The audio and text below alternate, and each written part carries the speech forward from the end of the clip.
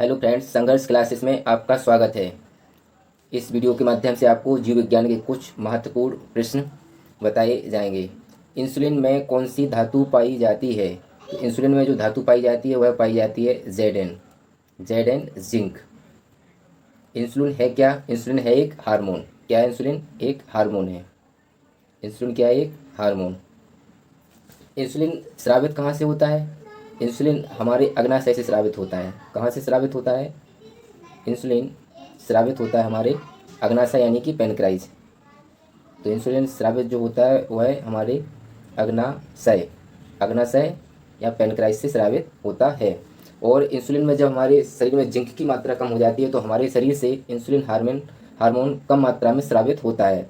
तो इंसुलिन की कमी से जो होने वाला रोग है, इंसुलिन की कमी इंसुलिन की कमी से जो हमें रोग होता है वह है डायबिटीज़। जब हमारे शरीर में इंसुलिन की कमी हो जाती है तो हमें डायबिटीज़ या कहें तो मधुमेह रोग हो जाता है। इंसुलिन की जो खोज की थी वो की थी वेटिंग एवं बेस्ट ने। इंसुलिन की जो खोज है वो की थी वेटिंग व वेस्ट ने। वेटिंग व वेस्ट ने इंसुलिन की खोज की थी। वेटिंग व वेस्ट। रक्त जमने में किस तत्व की मुख्य भूमिका होती है? तो रक्त जमने में जो मुख्य तत्व है जिसकी भूमिका होती है वह है कैल्शियम। क्या है? कैल्शियम। कैल्शियम कैल्शियम रक्त जमने में कैल्शियम की मुख्य भूमिका होती है।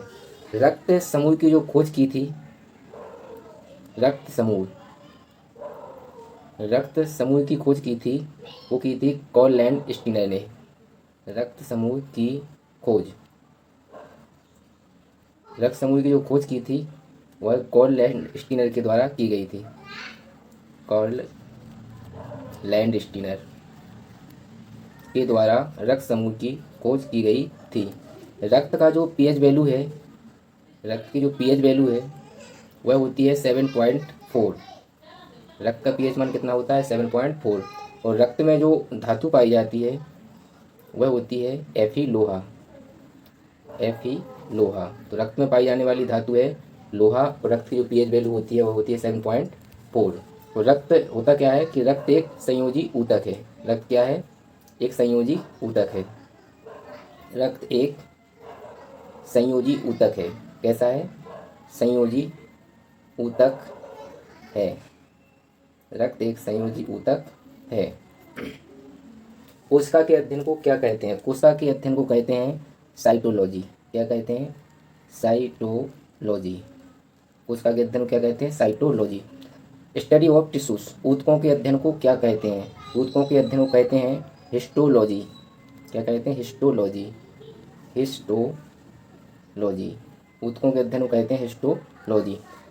Study of hairs. बालों के अध्ययन को क्या कहते हैं? तो बालों के जो अध्ययन है इसे कहते हैं टेक्नोलॉजी। क्या कहते हैं? टेक्नोलॉजी। बालों के अध्ययन को कहते हैं टेक्नोलॉजी। फेफड़ों का अध्ययन को क्या कहते हैं?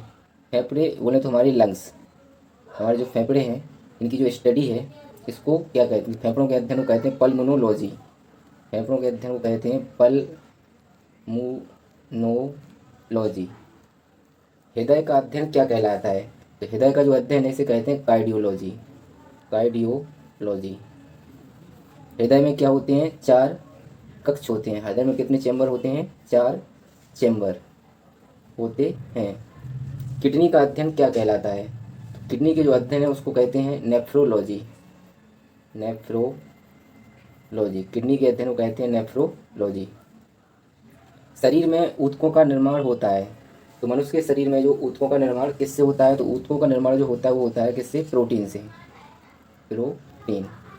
और प्रोटीन का निर्माण हमारे शरीर में कौन करता है? तो प्रोटीन का जो निर्माण है हमारे शरीर में राइबोसोम से होता है। तो प्रोटीन का निर्माण कौन करता है?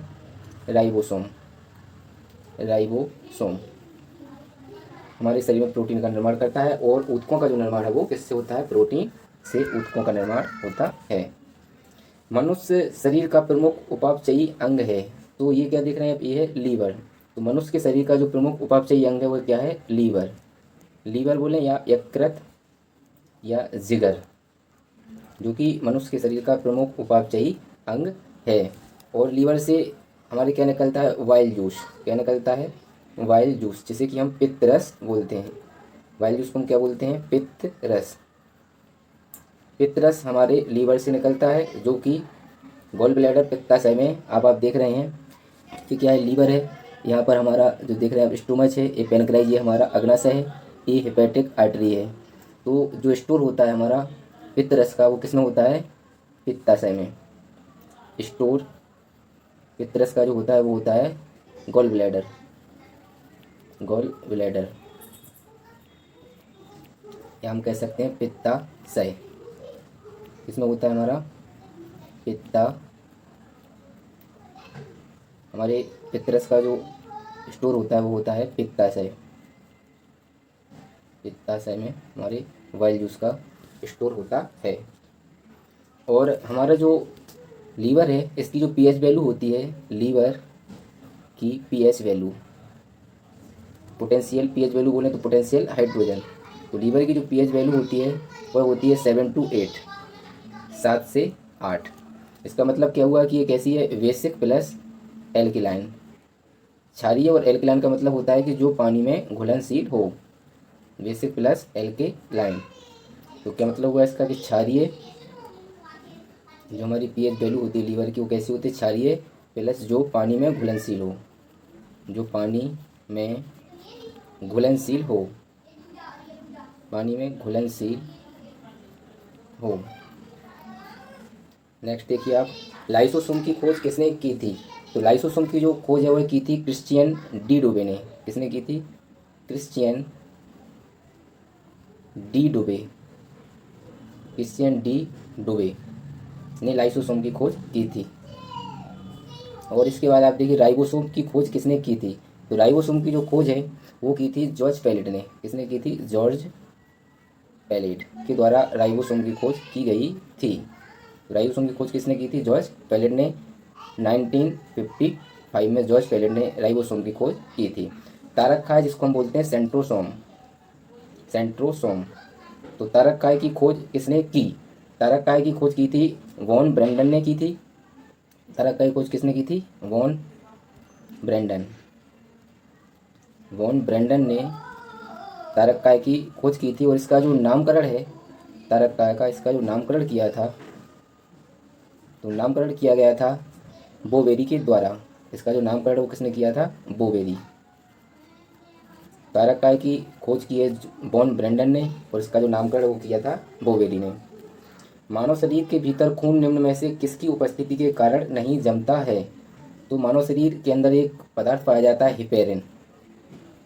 हिपेरिन नामक जो पदार्थ होता है, उसकी उपस्थिति के कारण मानव शरीर में खून नहीं जमता है। जो कि हिपेरिन है, जो कि हमारे लीवर से उत्पादित होता है। हिपेरिन लीवर, हमारा जो यकृत है, लीवर से उत्पादित, यानी कि लीवर जो है हमारा हिपेरिन नामक पदार्थ बनाता है।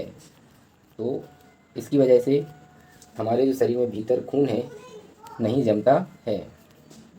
तो ये थे आज के बायोलॉजी के कुछ महत्वपूर्ण प्रश्न जो कि आपको इस वीडियो के माध्यम से बताए गए। और भी महत्वपूर्ण प्रश्न जूलॉजी बायोलॉजी के इसी वीडियो के माध्यम से आपको बताए जाएंगे।